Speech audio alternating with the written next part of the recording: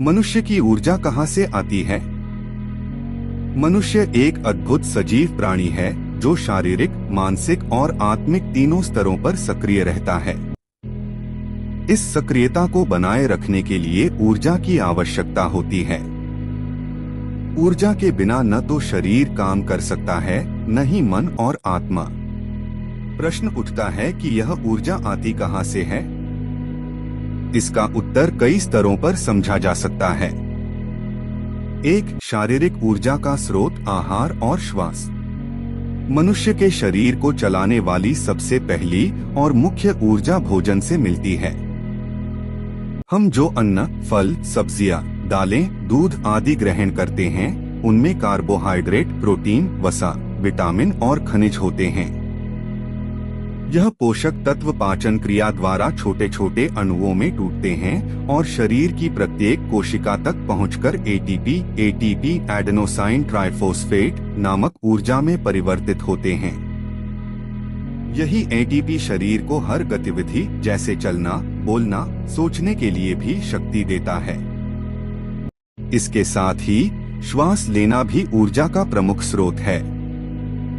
सांस के माध्यम से हमें ऑक्सीजन मिलती है, जो भोजन से प्राप्त ग्लूकोज को जलाकर ऊर्जा में बदलती है। इस प्रक्रिया को कोशिकीय श्वसन कहते हैं।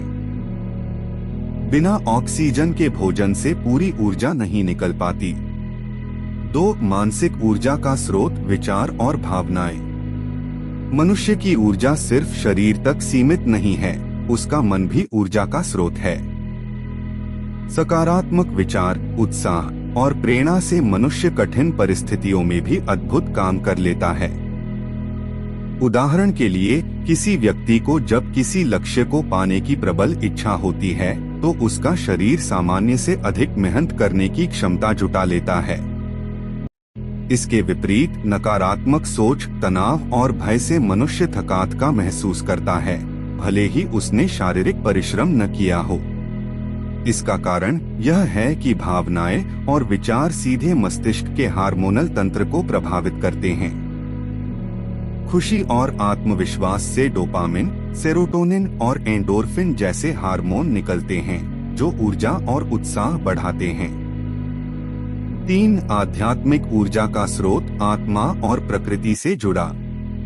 शारीरिक और मानसिक ऊर्जा के अलावा मनुष्य को एक और गहरी ऊर्जा मिलती है, जिसे हम आध्यात्मिक ऊर्जा कह सकते हैं। यह ऊर्जा आत्मा से और परमात्मा से जुड़ाव से आती है।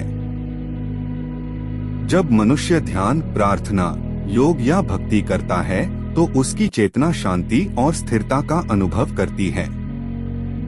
यही शांति एक प्रकार की आध्यात्मिक शक्ति बनकर कार्य करती है।